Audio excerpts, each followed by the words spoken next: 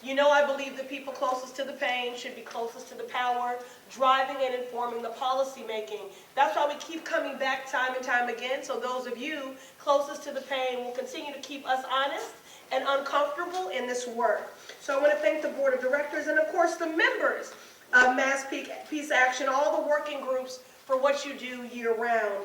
I am so very proud and humbled to be the Congresswoman for the 7th Congressional District, and grateful to spend time with you today, again in community and with some old partners and friends like Kevin Peterson and Quentin and the Tamor family and others, and also the opportunity just to meet new people and to enlist and engage new thought leaders and partners in this work. Our district is one of vibrant innovation and brilliance, but it is also home to deep inequities and disparities.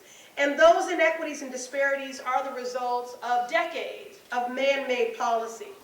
Now, I often remind people of that #1 bus ride from Cambridge to Roxbury, and I do that because I think it best encapsulates how entrenched these inequities and these disparities are in the Massachusetts 7th Congressional District. The fact that on a 3-mile bus ride from Harvard Square, right up the street here, to Dudley Square in Roxbury, then median household income drops by $50,000 and life expectancy by 30 years. Now, I want to bring, again, is thanking the King family for hosting one of my early house parties in my congressional endeavor. And so I want to bring into this space another King family that has Boston roots. And that's Martin Luther King Jr. and Coretta Scott, who met here in Boston, actually. Well, in Boston, we're not there now, but who met in Boston in the Massachusetts 7th Congressional District. And I want to lift up, two of their words that really are a guidepost for me in this work, and certainly you all actualize whether you know it or not. The first is that Coretta Scott King said, I must remind you that starving a child is violence, that neglecting school children is violence, that punishing a mother and her family is violence, discrimination against a working man is violence, ghetto housing is violence, ignoring medical need is violence. Contempt for poverty is violence, unquote. Now that was Coretta Scott King. And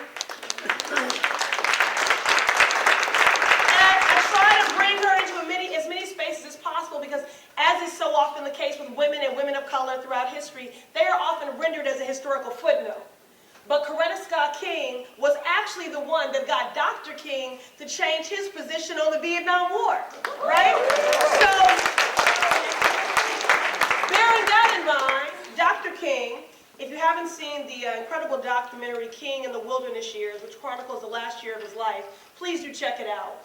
But he talks about how, in the early phases of the civil rights movement, which we are still in, that is not over, to be clear, that the fight was for decency, just basic decency. And then he said it evolved, and he realized that the fight was really one of equality, because the 3 greatest evils which continue to persist, even after the strides that were made thanks to his leadership, his visionary leadership, and nonviolent movement, were racism, poverty, and war, right? So that's what Dr. King said. So the work that you take on each day to curtail the violence that lies at the root of so many systems and policies is interconnected and offers truly an alternative vision and a tactical strategy to move in the direction of peace and justice. Now, my mother and I, we live, like many Americans do, in the residual impact and aftermath of hurtful policies, short-sighted policies, discriminatory and racist policies like redlining, the war on drugs. And so as a lawmaker, I have been acutely aware through both my professional and personal lived experience that far too often, and this really just gets my ire up, we are presented with a false choice between peace and safety. We are told that police in our schools and further criminalization and incarceration of individuals and an out-of-control military budget will make us safer. It does not. As we dehumanize individuals and communities, we sacrifice a shared commitment to peace and prosperity for all. The work Mass Peace Action takes on is important to our global community, but it is also imperative right here in the Massachusetts 7th, because our issues, again, are interconnected and our destinies are tied. Because we cannot continue to pretend that a nation which allows oppressive and racist policies to endure in our own backyard will in good faith hold other nations to a higher standard of behavior. So that is why it is so important that in our organizing efforts that we call out systems of injustice and violence here and abroad. And so I might be new to Congress, but I offer this frame to share with you because we have already been in the trenches together in the work of dismantling systems of oppression for many years. And we'll have a chance to engage in ongoing dialogue, both today and beyond today. And I look forward to that because I need you as disruptors and activists and agitators and thought leaders in this work to offer your insight and expertise and to work with us, my team, in good faith in pursuit of our shared aims. I do want to make sure before I close here to touch on a number of issues which Cole and I have already previously discussed. Now, I know that nuclear warfare is on the minds of many in this moment, and I share your deep concerns. That is why I do support the legislation proposed by Senator Warren and Chairman Adam Smith of the House Armed Services Committee, which has also been co-sponsored by Senator Markey and Senator Sanders, making it the official policy of the U.S. to never engage in the use of nuclear weapons first.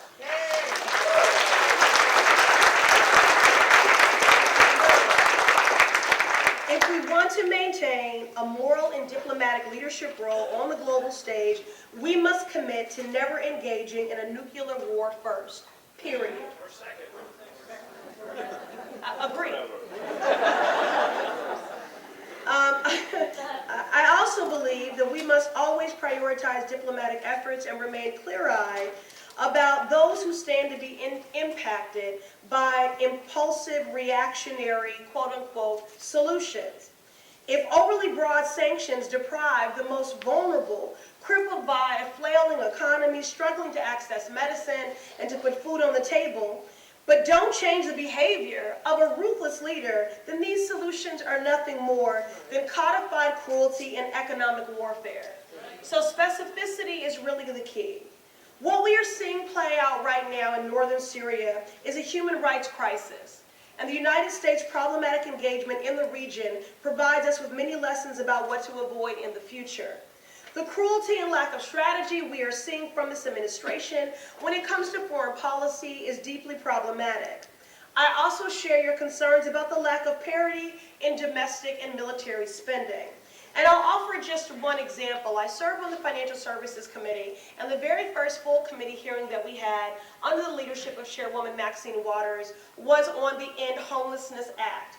And in that hearing, they put a slide up on the screen, and you should know that this bill to end homelessness by prioritizing housing first, which is a social justice issue, was scored at $13 billion. That's what it would cost, which is the equivalent cost of one military aircraft carrier.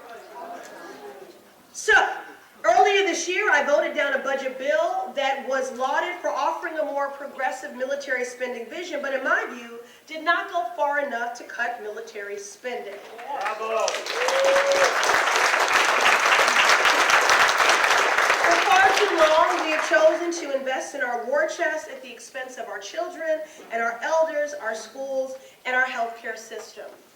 Additionally, I know many of you share my outrage when two United States Congresswomen, who I call my sisters and colleagues, were banned from entering Israel and visiting Palestine.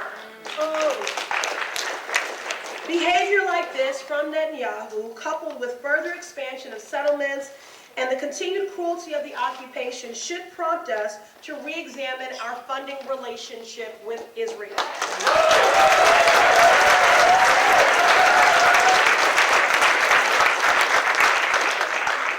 Further, our foreign aid should carry with it a clear set of expectations and values.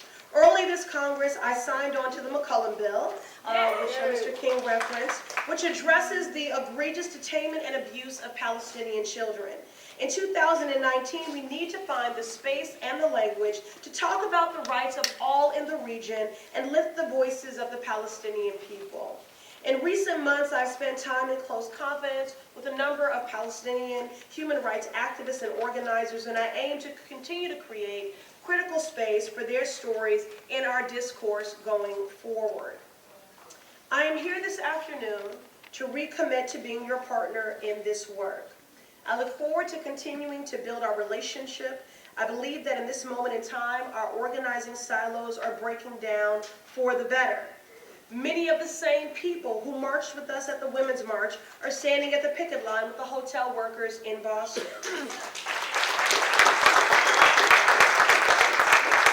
The same people who are protesting evictions and unfair housing policies are standing with our immigrant neighbors saying no to the separations of families at the border and in our neighborhoods.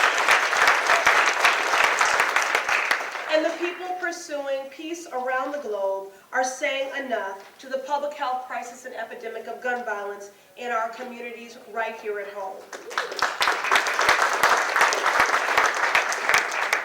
We have real challenges ahead of us in building the future we all deserve. And we have real deficits when it comes to federal investments and the foundational needs of our neighbors. A deficit in funding for housing that is truly affordable. A deficit in funding for all modes of transportation, not just highways. A deficit in funding for comprehensive health care, not just health insurance. But I would argue that what has shaped those choices is grounded in what is our greatest deficit of all, and that is a deficit of empathy. If those in our politics continue to write off their brothers and sisters across the globe as undeserving, then we will not be able to marry our funding priorities with our moral priorities. We all want the same thing: to be safe, to be healthy in our community, the freedom to express our truest identity, and a future we can be proud of for our young people to build on. Peace is foundational to building up ourselves and building up our community. I stand with you all in the dogged pursuit of peace and justice, and again, I thank you all for being here, for giving me the opportunity to be a part of this amazing community of activists and table shakers. I am proud of the work we have done, and I look forward to the work we will do together to build the future we all deserve.